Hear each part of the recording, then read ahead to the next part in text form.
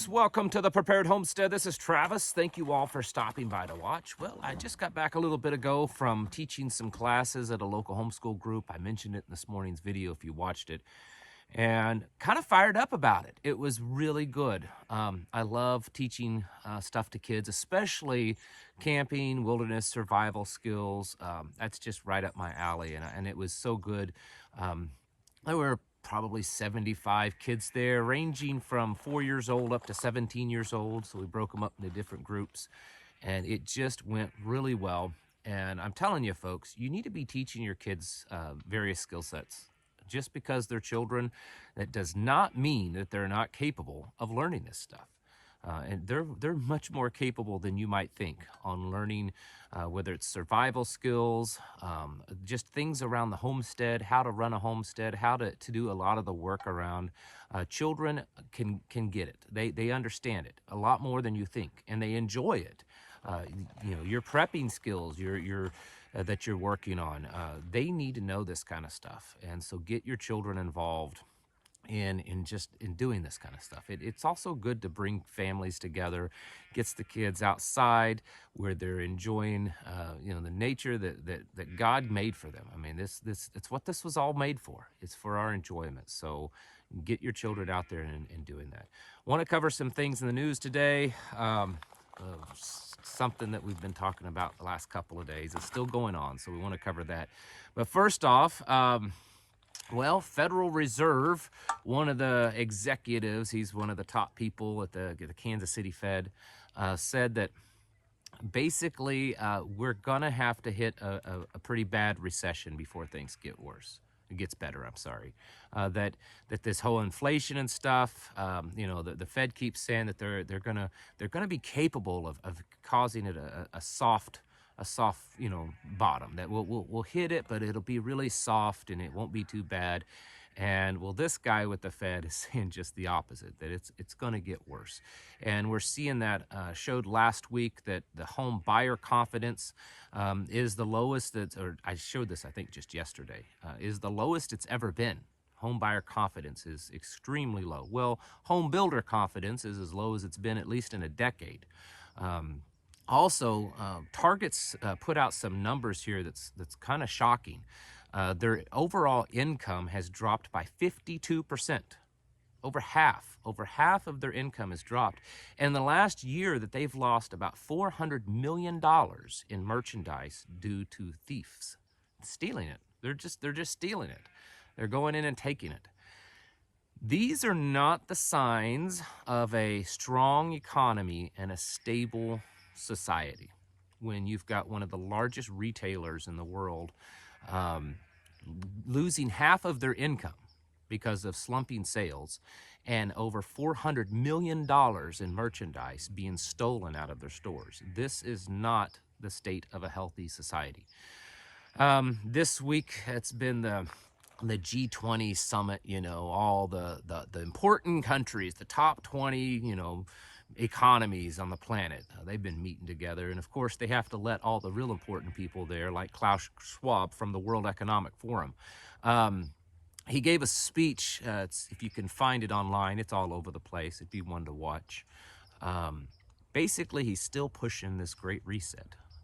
He says that we need to restructure our world, that there needs to be a restructuring.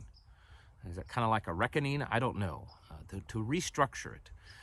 And that's part of this reset Agenda 2030 that they are pushing so hard and heavy. If you remember back several months back, the United Nations and the World Economic Forum came together and made an agreement that they would work together to push this Agenda 2030 Great Reset on everyone, basically. So here's Klaus Schwab with the top 20 most prosperous, biggest economies on the planet. And he's telling them we have to restructure, meaning they have to restructure the world. The world's governments needs to change. And that's exactly what things look like that they're happening between what China is doing, what Russia is doing, and then the response from NATO.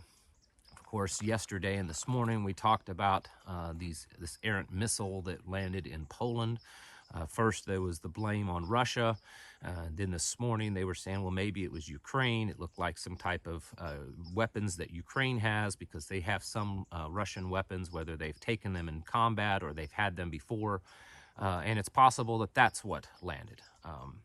And that's probably the closer to the truth story.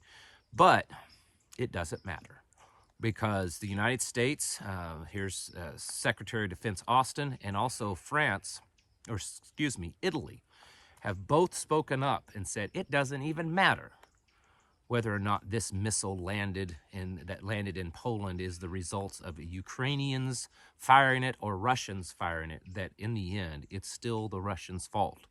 Are they gonna, are they so incapable of mounting a real false flag that they're going to use this potential accident? I mean, that's what everyone's saying it is now, that it was just accidental. They're going to take this as this accident and try to twist it into grounds to actually increase their efforts against Russia. I don't know. I mean, I haven't seen anything specifically said yet, but I kind of wondered it this morning if they would take this route, and it's sure enough that they are. They say it's still Russia's fault. It does not matter. It doesn't matter who pushed the button. It doesn't matter who fired the weapon. It doesn't matter where it came from.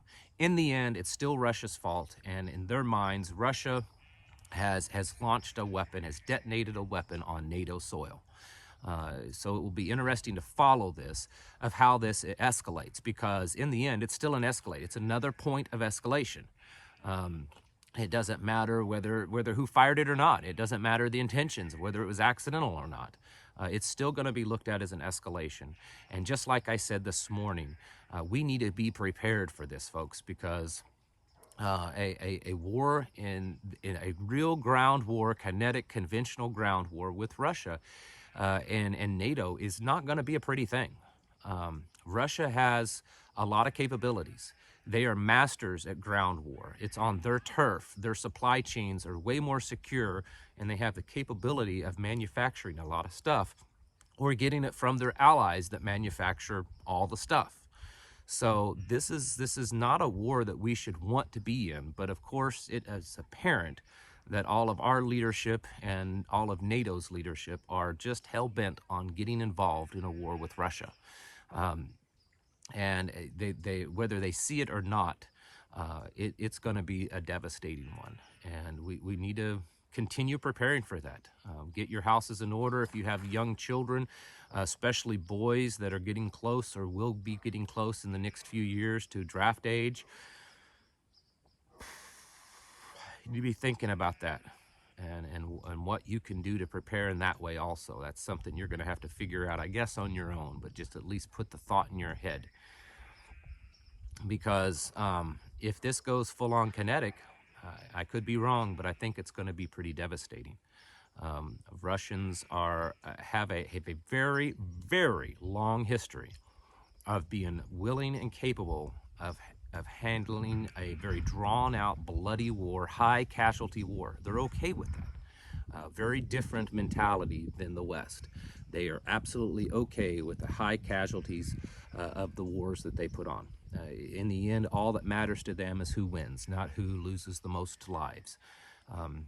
And they don't care about, their opponents' lives either that gets lost. It's going to be devastating, and everything is pointing down that direction, that's where we're headed. And no one, at least that can be pointed to, that has any significance on this side of the of everything is trying to stop this. That's why we have to keep getting prepared. One of the many reasons. Keep getting your families ready. Keep stocking up. Food's gonna be a problem. A lot of other supplies are going to be problems. Ammunition, if you don't have enough, you probably should stock up on it. It's going to be a problem. People are going to start getting pretty upset when their money isn't buying as what they're used to, and there's just not enough stuff to go around. Americans just, I don't think that they're mentally stable enough for that kind of stuff. So keep getting prepared, folks. Get your houses in order. Prepare mentally, physically, and spiritually. Thank you for watching, and I'll catch you in the next video.